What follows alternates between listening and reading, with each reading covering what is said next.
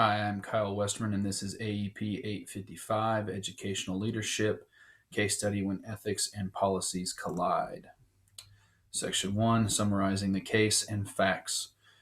There is a student named James and a student named David. They are witnessed exchanging something by a teacher. They were called to the principal's office earlier that day. They are escorted to the principal's office by a police officer. James had claimed he had given brass knuckles to David to hold on to and threatened him that if he didn't hold on to him, he was going to hurt him. The police officer takes both of the kids to jail. The principal feels bad for David as he is an honor student and has no prior offenses and disciplinary actions. The principal calls both parents. David's mom is very upset, comes to the office, and then heads to the jail to get her son. Principals feel that the system is broken and refuses to fill out the expulsion papers for David because he feels like he was bullied, and James admitted to bullying him into carrying the brass knuckles.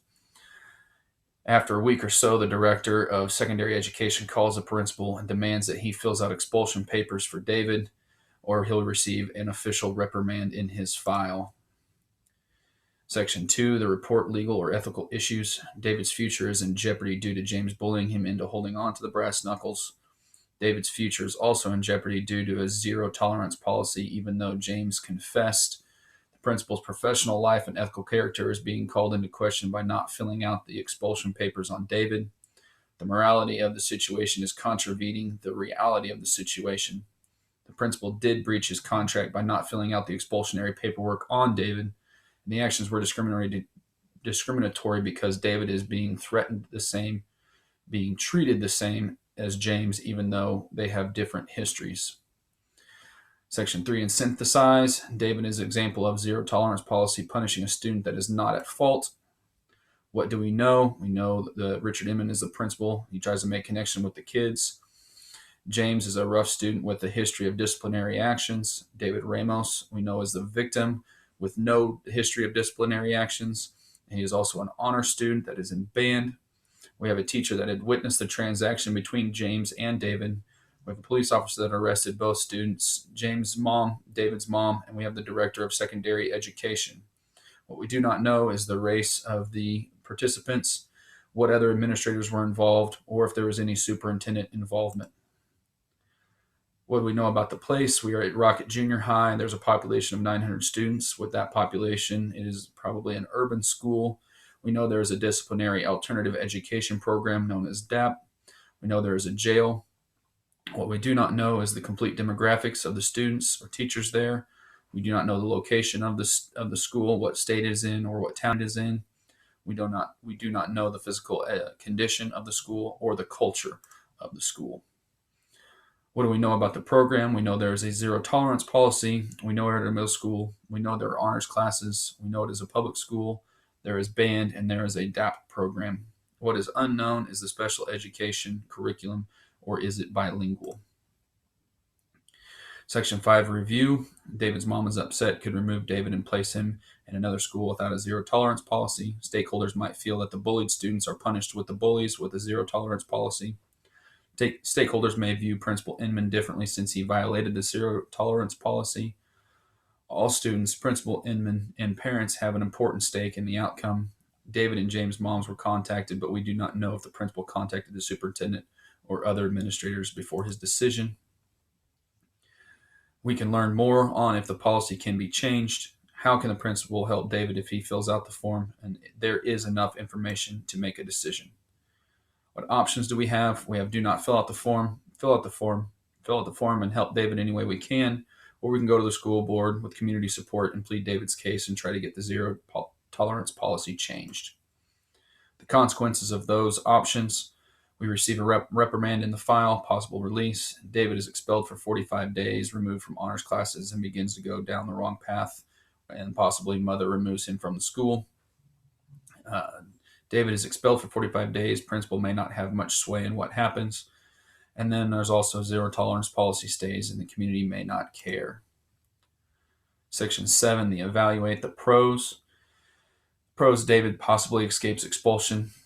We have no reprimand in file. Follow district policies. There's no reprimand in file. David may keep his honors classes, and the zero tolerance policy is changed. David is not expelled, and the stakeholders back the principal. The cons to those options: the reprimand in file, and David is still expelled. The David is expelled and sent to the DAP program. The zero tolerance policy continues. Same with the third option. And the fourth option, they have a zero tolerance policy, is not changed. David is expelled and the stakeholders do not care. The best option that I felt was available is we fill out the expulsionary form, but we try to help David as much as possible. We communicate the decision with David and his mom, and then we go to gather community support to change the zero tolerance policy in front of the board. How do we implement this plan? We fill out the form, we contact David and his mother, we research the facts about zero tolerance policies and the negative consequences of those. We send out the research to community members and hold open discussions about changing the policy. We gather enough support to go in front of the board to hopefully change the policy. What may happen?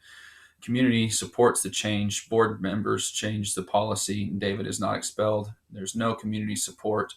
Board does not change the policy, and David is expelled. Who needs to know what's going on? Superintendent, community members, David and his mom, and the board members. Dealing with it individually, we need support of David and his mother, support from the community, support from superintendent and the board. David and his mom need to be prepared that this doesn't work, that David will probably be expelled and sent to the DAP program, and we are going about this in a formal manner. If this doesn't work, we work with David and his mother to keep David involved in the honors classes, work with David to keep his stellar academic career intact and keep him on the right track, and we continue working on getting the zero tolerance policy changed. The standards, ethics, and professional norms. Candidates understand the ethical and legal decision making. The policy was followed, but we feel that the zero tolerance policy was unethical, especially in David's scenario. Candidates demonstrate the capacity to evaluate the ethical dimensions of issues, analyze decisions in terms of established ethical frameworks, or communicate about and advocate for ethical and legal decisions. We went through the process of ethical decision making in filling out the expulsionary forms for David, but we also put ourselves in the student's shoes and thought about the consequence of the decision. Since David is likely facing expulsion, we are going about changing the process of getting rid of the zero tolerance policy. Candidates demonstrate the capacity to, number one, model ethical behavior in the personal conduct and relationships, and two, cultivate ethical behavior in others. We followed the procedures even though we disagreed with the policy. We advocated for changing the policy through the right channels. We stayed true to our moral compass, and we showed students and stakeholders how to stay true to one's morals and ethics. Candidates use their understanding and capacity to undertake and implement this work within a school setting, working within the system to make positive changes to the policy. So we are staying by following the policy, but then going about changing the policy through the right channels. Thank you.